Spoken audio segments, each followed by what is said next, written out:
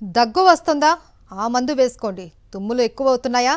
ఈ వైద్యం మంచిది అంటూ ఇంటర్నెట్లో వచ్చే ఇన్ఫర్మేషన్ని తూచా తప్పకుండా పాటించేస్తున్నారా? అయితే మీరు ఓ ఇడియటే. ఆగండి ఆగండి. మేము మిమ్మల్ని తిట్టలేదు. డాక్టర్స్ అంటున్న మాటనే మేము చెప్తున్నాం. ఇడియట్ అంటే తిట్టు కాదు, ఓ సిండ్రోమ్. మరి దీని లక్షణాలు ఏంటి? దానివల్ల వచ్చే పరిణామాలు ఏంటి? Watch the story. ఉదయం లేచింది మొదలు రాత్రి పడుకునే వరకు మొబైల్తోనే పని. మనీ పర్స్ లేకుండానైనా బయట తిరిగి వస్తారేమో కానీ మొబైల్ ఫోన్ చేతిలో లేకుండా బాత్రూంలోకి కూడా అడుగు పెట్టడం లేదు కొందరు. అలా అయిపోయింది పరిస్థితి.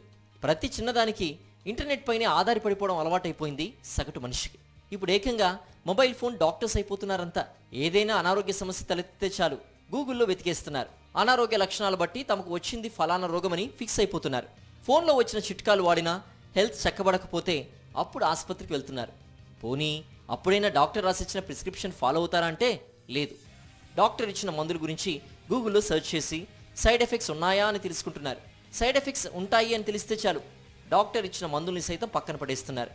ఫలితంగా జబ్బు ముదిరి ప్రాణాల మీదకు వస్తోందని నిపుణులు హెచ్చరిస్తున్నారు. ఈ ప్రతి ఒక్కళ్ళు డాక్టర్ దగ్గరికి వెళ్ళినప్పుడు ఆ డాక్టర్ ప్రిస్క్రిప్షన్ రాయగానే ఆ మందు పేరేంటి, అందులో ఉన్న కంటెంట్స్ ఏంటి, కంపెనీ ఎలా ఉంటుంది, సైడ్ ఎఫెక్ట్స్ ఏంటి, ఈవెన్ అంటే ఒక డాక్టర్ని కూడా అంటే క్వాలిఫైడ్ చక్కగా చదివి ఒక యూనివర్సిటీ రికగ్నైజ్డ్ యూనివర్సిటీలో కాలేజీలో చదివి ఎంబీబీఎస్ లేదా పీజీ చేసి ఒక కొంత ఎక్స్పీరియన్స్ ఉన్న డాక్టర్ రాసినా కానీ అతన్ని గూగుల్ని బట్టి జడ్జి చేయడం అనేది చాలా రాంగ్ అండి. దానికి ఉన్న పాసిబుల్ సైడ్ ఎఫెక్ట్స్ని మేజర్ ఎఫెక్ట్స్ అనుకోవడం, సో దాన్ని అనుమానించి ఆ వ్యాధులకి సంబంధించిన డ్రగ్స్ వాడకుండా దీనివల్ల పాసిబుల్ సైడ్ ఎఫెక్ట్స్ ఏమున్నాయి, వాటిని మనం తట్టుకోగలమా లేదా అని ఓవర్ థింకింగ్, నెగిటివ్ థింకింగ్తో ఆ మందులు వాడేయటము, చివరికి ఆ మందులు వాడకపోవడం వల్ల వ్యాధి ముదిరిపోయి ఇబ్బందులు పడటము, చివరికి ఒకసారి ప్రాణాలు కూడా కోల్పోయే పరిస్థితి రావడము ఇలా జరుగుతుంది.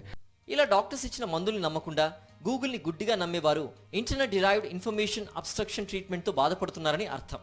సింపుల్గా చెప్పాలంటే ఈడియట్ సిండ్రోమ్ అన్నమాట. ఇటువంటి ఈడియట్స్ సంఖ్య రోజు రోజుకి పెరుగుతోందని, కోవిడ్ టైంలో మందుల గురించి గూగుల్ చేయడం ఎక్కువైందని, అప్పటి నుంచి ఇది కొనసాగుతోందని వైద్యులు చెప్తున్నారు. ఇంకొందరు ఏమైనా జబ్బు చేస్తే గూగుల్ చేసి అందులో వచ్చిన మందుల్ని సొంతంగా వాడేస్తున్నారట. అది చాలా ప్రమాదకరమని హెచ్చరిస్తున్నారు నిపుణులు. అనారోగ్యం వస్తే ఖచ్చితంగా వైద్యుల్ని సంప్రదించాకే మందులు వాడాలని సూచిస్తున్నారు. ఎవరు గూగుల్ డాక్టర్స్ అవ్వద్దంటున్నారు డాక్టర్లు.